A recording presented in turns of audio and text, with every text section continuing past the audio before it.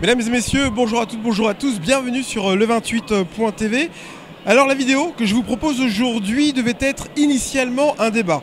Un débat réalisé dans le cadre des élections des chambres de métiers et des chambres de l'artisanat d'Eure-et-Loir, pardon. Un débat entre les deux seules listes candidates à l'élection, dans la présence de Michel Sibois, président sortant et candidat à sa réélection, et monsieur Denis Brichet, la tête de liste adverse.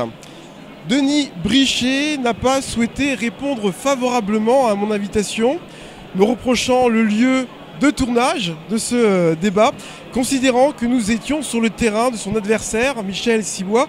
Plus grave encore, le candidat, Denis Brichet, à travers son équipe, soulève une interrogation quant à l'équité de ce débat, craignant qu'il soit orienté en la faveur de son adversaire. Je dois reconnaître, chers téléspectateurs télénautes, qui me suivaient sur le28.tv, que je me sens outré sur ces interrogations, voire accusations. Ce n'est pas respecter le travail de le28TV depuis ces 5 dernières années et ne pas respecter l'indépendance à laquelle je m'attache profondément.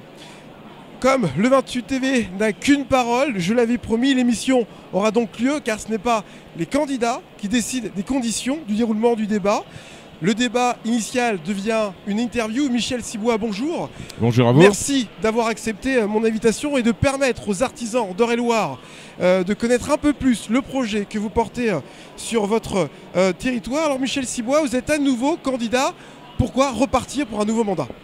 Avant tout, merci de nous avoir invités. Je regrette évidemment que ce débat n'ait pas pu avoir lieu ici aux artisanales.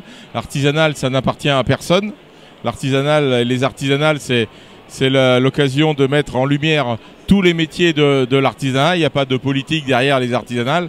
C'est vraiment la maison, la vitrine de toutes les professions artisanales. Alors repartir pour un nouveau mandat, pourquoi? Avoir envie de revenir peut-être pour des nouveaux projets? Bien sûr, déjà mettre en valeur tous les travaux qui ont été faits, mettre en valeur le travail d'une équipe qui aujourd'hui, nous repartons avec une nouvelle équipe renouvelée, rajeunie et renouvelée à 2 tiers. Les 2 tiers sont des nouveaux élus, donc continuer le travail.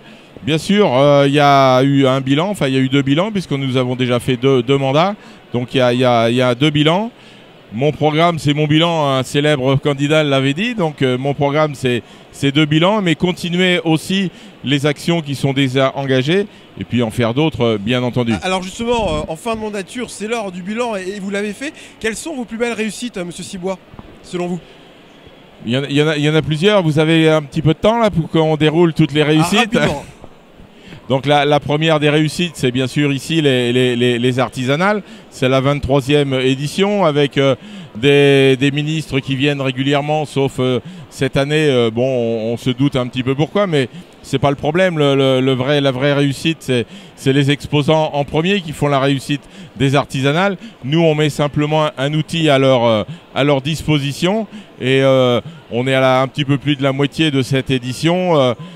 Là, les exposants sont satisfaits de ces 2 premiers jours, donc on va continuer. Donc c'est vraiment un bel outil.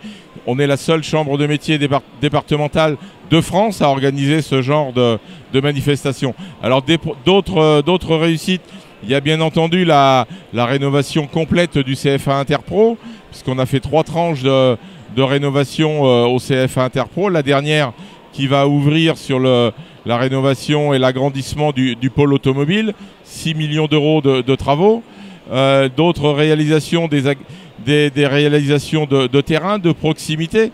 Les artisans sont demandeurs de proximité de leur chambre de métier. Donc on a mis en place les élus avec à mes côtés, parce que bien entendu je ne suis pas tout seul, c'est une opération collective. Nous avons mis des élus référents, un élu référent par PU, pour avoir plus de proximité avec les artisans urbains et ruraux. Nous avons mis aussi la 3e édition de l'Artisanat Tour. L'Artisanat Tour, c'est quoi? C'est la chambre de métier qui se déplace dans les principales villes d'Eure-et-Loir. Il y avait 15 dates entre juin et septembre. Vous avez été très loquace sur vos réussites, mais quels ont été vos échecs? Tout n'a pas été rose sur cette mandature. Des échecs, il n'y a pas d'échecs, j'en vois pas. Puis en tous les cas, c'est pas à moi de vous donner les échecs s'il y en a. Non, je vois pas d'échecs. Il y a peut-être des choses qu'on aurait pu faire éventuellement mieux ou plus rapidement. Oui, peut-être, mais des échecs. Quelques petits regrets quand même sur des projets qui n'ont pas abouti. Le projet, le regret qu'on peut dire qui n'a pas abouti, c'est la réorganisation de notre réseau. Vous savez, tout le monde le sait, c'est que toutes les collectivités, les organismes publics sont en train de se réorganiser. On voit bien Chartres qui s'agrandit, son territoire s'agrandit, les cercles s'agrandissent, des communes fusionnent, les compétences sont redistribuées entre la région, l'agglo. Donc le réseau des chambres de métier est dans la même machine à laver. Je veux dire, voilà, l'argent public est de plus en plus rare, donc à nous de nous organiser différemment pour apporter plus de services avec moins de moyens. L'enjeu, il est là.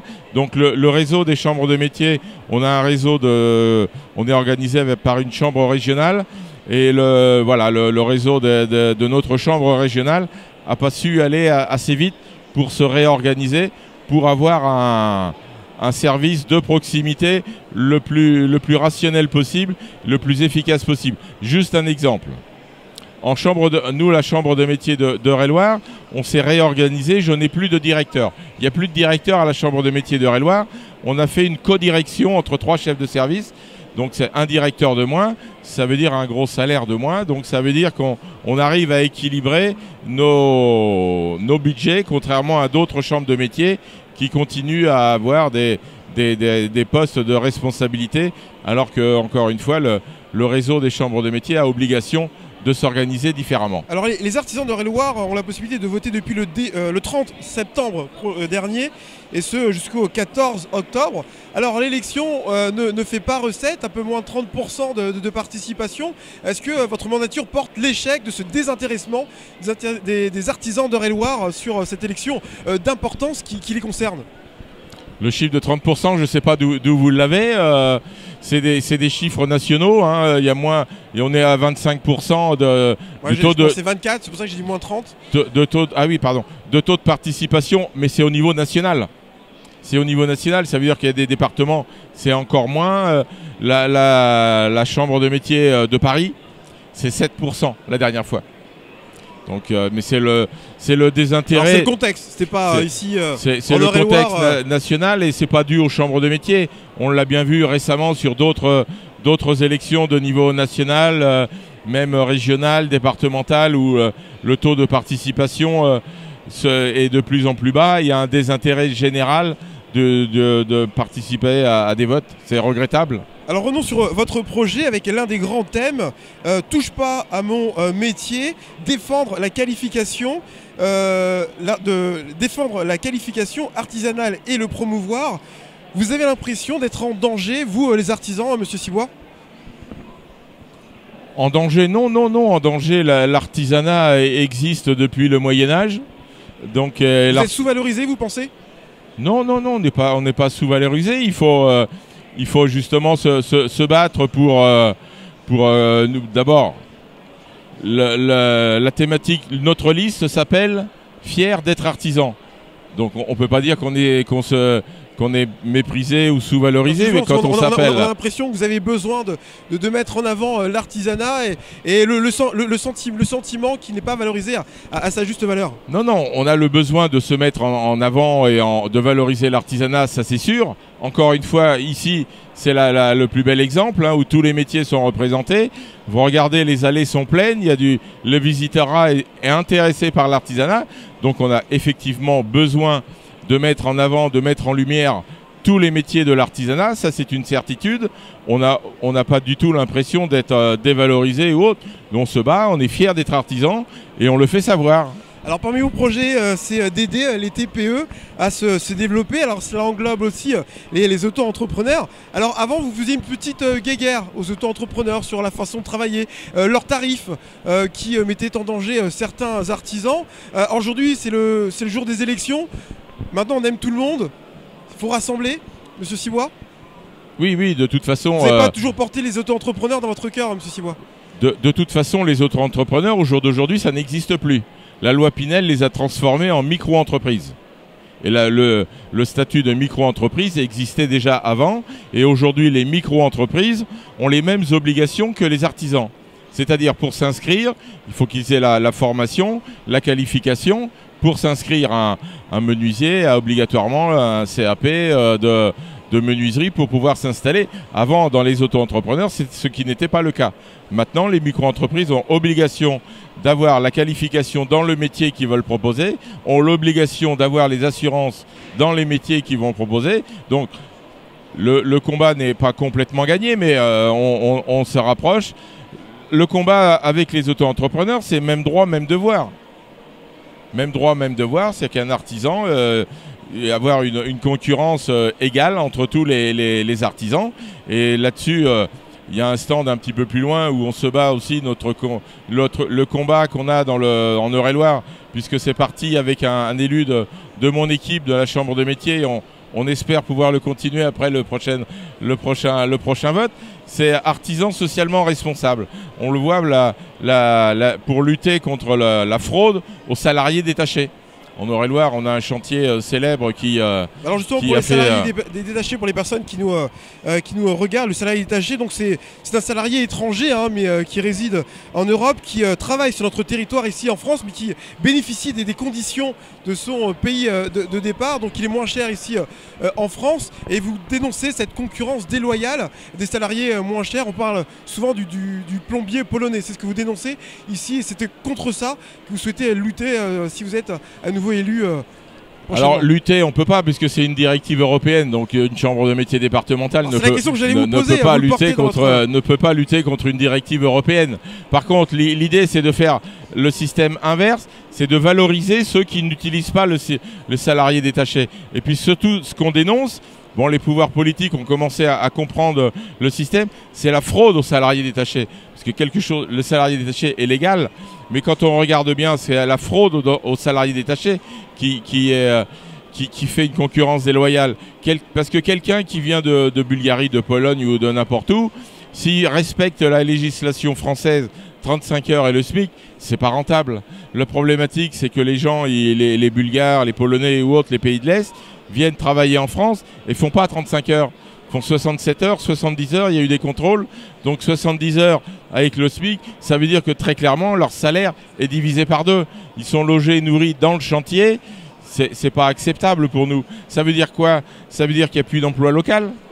Il n'y a plus d'emploi local puisque l'emploi repart là-bas avec les conditions salariales du pays d'origine. Ça veut dire qu'il n'y a plus d'apprentissage, forcément. Ces entreprises-là, c'est des entreprises de main-d'œuvre d'intérimaires. Donc il n'y a plus de taxes locales non plus. S'il n'y a plus de taxes locales, il n'y a plus d'entreprises. Et s'il n'y a plus d'entreprises, il n'y a plus de taxes et il n'y a plus de collectivités qui sont financées avec les taxes des entreprises locales. Ben, ça serait le verre dans le fruit. Alors, monsieur Cibois, on arrive à la fin de cette interview qui devait être initialement un débat. Allez, je vous laisse une quarantaine de secondes pour vous adresser aux artisans. Pourquoi voter pour vous jusqu'au 14 octobre prochain? Bah c'est simple, il suffit d'écouter tout l'interview. Alors, fier d'être artisan, il faut le faire valoir. Notre liste, le nom s'appelle Fier d'être artisan. On combat donc moins de réglementation, respecter la proximité. C'est aussi quelque chose qu'on tient à cœur, d'être au plus près des artisans locaux. C'est pour ça qu'on a mis en place des élus référents par pays, un élu par pays, proximité, et puis réorganiser le réseau régional pour que notre réseau de chambres de métiers coûte moins cher pour avoir plus de proximité. Mesdames et messieurs, merci. Nous arrivons à la fin donc de cette interview. Alors n'oubliez pas que face à la liste de Michel Cibois, nous sommes fiers d'être artisans, s'oppose celle de Denis Brichet. L'artisanat, c'est nous. Pour les prochaines élections de la Chambre des métiers de l'artisanat. Donc merci de nous avoir suivis. Michel Cibois, encore merci d'avoir accepté l'invitation. A bientôt sur Le 28 TV. Je vous rappelle que l'actualité de votre département d'Eure-et-Loire, vous la retrouvez aussi sur notre site internet au www.le28.tv. Bonne journée à tous.